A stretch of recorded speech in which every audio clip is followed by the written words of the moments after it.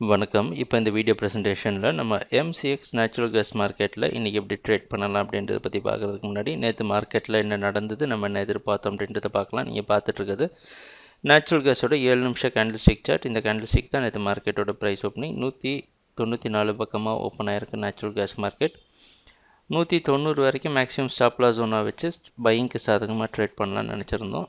அதுக்கு முன்னாடி நாள் மார்க்கெட் புதிய ஹை 201 வரைக்கும் போயிட்டு ப்ராஃபிட் புக்கிங் காரணமாக ஒரு சரிவை சந்தித்து கீழே வந்து க்ளோஸ் ஆகிருந்தது.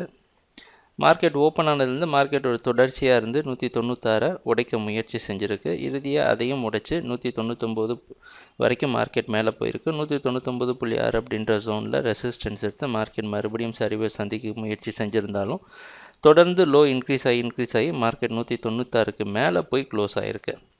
இதெல்லாம் பையிங்க்கு சாதகமான பாசிட்டிவான விஷயமா அமைஞ்சிருந்தது. நேற்று மார்க்கெட் பையிங்க்கு சாதகமாகவே ட்ரேட் ஆகிட்டு இருந்தது. 196க்கு மேலே க்ளோஸ் ஆனது நமக்கு பையர்ஸுக்கு பாசிட்டிவான விஷயமா இருக்குது. நீங்கள் மார்க்கெட்டோட ஓப்பனிங் 198 பக்கமாக ஓப்பன் ஆகிறதுக்கு வாய்ப்பு இருக்கிற மாதிரி வெளிநாட்டில் இருக்க நைமெக்ஸ் மார்க்கெட் வச்சு பார்க்குறப்ப தெரியுது. அந்த அடிப்படையில் ட்ரேடிங் திட்டத்தில் எந்த ஒரு மாற்றமும் இல்லை. அதே 190 வரைக்கும் நீங்கள் பை பண்ணலாம்.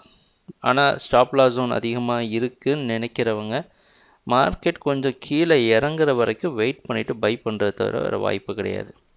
ஏன் அப்படின்னா 194 வரைக்கும் நீங்கள் பை பண்ணி ஆகணும். இதை ஸ்டாப் லாஸை குறைக்கலாம் அப்படின்னு பார்த்தா கூட நம்ம ஒன்றும் செய்ய முடியாது. 194 நேற்று பாருங்கள், இந்த ஜோன்லலாம் பையிங் இருக்குது.